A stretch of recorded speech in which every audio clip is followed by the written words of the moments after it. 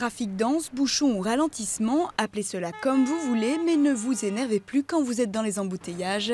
Sachez que vous n'êtes pas seul. Dans les sous-sols de l'île de la Cité, le PC Lutèce gère les feux tricolores parisiens.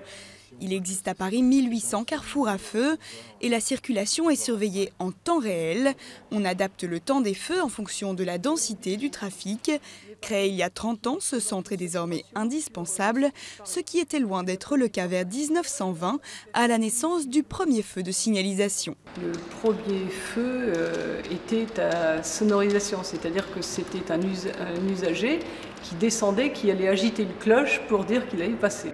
Bien que le PC veille, surveille, scrute et agisse, il arrive parfois que les événements se bousculent et rendent la situation vraiment compliquée. C'est essentiellement la neige qui est la plus génératrice de conflits, parce que ça fait une congestion de l'ensemble des usagers. Les piétons ont du mal à se déplacer, les vélos, on n'en parle pas, les motos, c'est pas facile, les voitures sont très vite bloquées, les transports en commun, ça roule pas, c'est vraiment tout le monde.